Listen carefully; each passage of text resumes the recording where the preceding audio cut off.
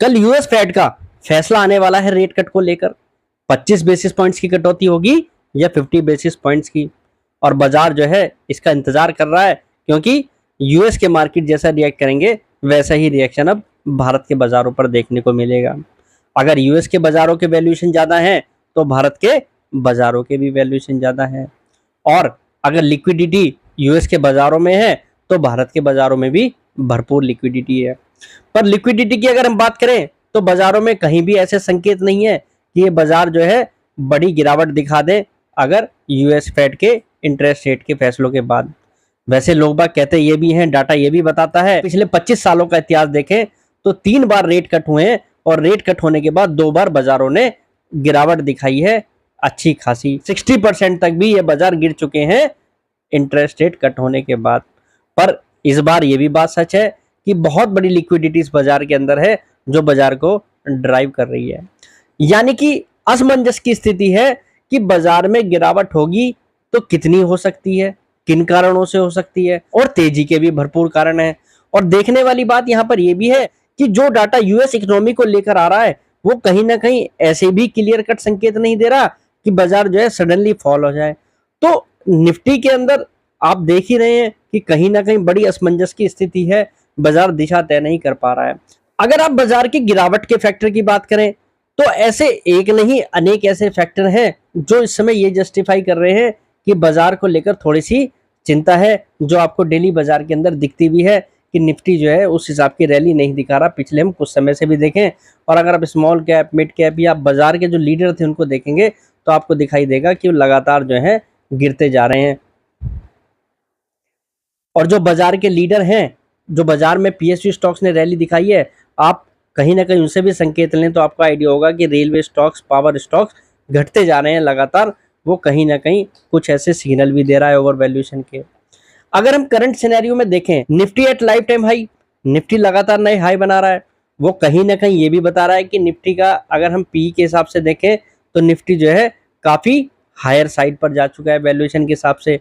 तो एक पॉइंट तो ये बाजार के वैल्यूएशन को लेकर थोड़ा सा जो है यहाँ पर सतर्क कर रहा है।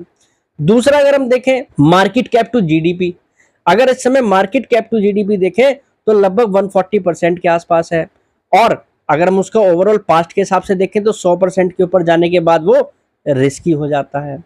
तीसरा पॉइंट जो बाजार को लेकर रिस्क पैदा करता है वो है बाजार के अंदर स्मॉल कैप स्टॉक्स के अंदर अगर आप देखें उनका मार्केट कैप जो है वो कहीं ना कहीं जो है जो पास्ट का डाटा है उसको बीट कर रहा है।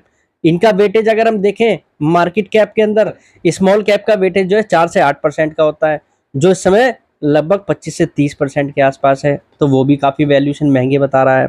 फिर अगर हम देखें तो आईपीओ के अंदर फ्रोथ, 2008 के अंदर जब गिरावट आई थी रिलायंस पावर के आईपीओ के अंदर बहुत बड़ा फ्रोथ हुआ था। अब उस तरीके का फ्रोथ हमें पूरे ही आईपीओ इंडस्ट्री के अंदर देखने को मिल रहा है। बजाज के अंदर आईपीओ के अंदर देखें आपने कैसा रेस्पॉन्स देखने को मिला।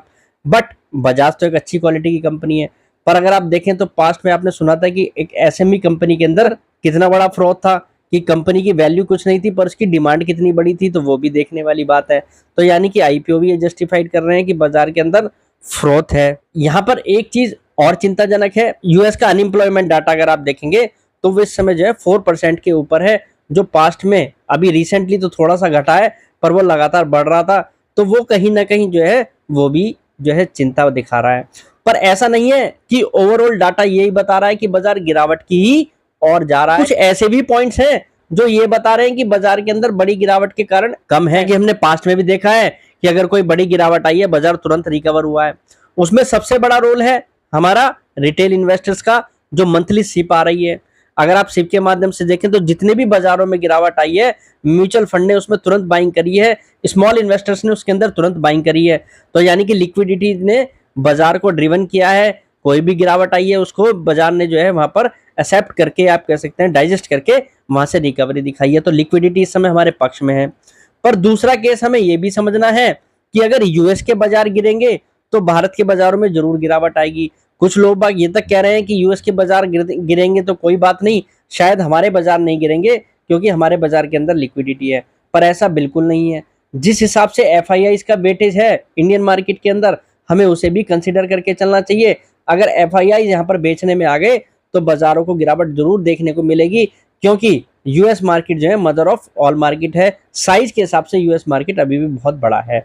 तो ये बात आपको कंसीडर करके चलनी चाहिए।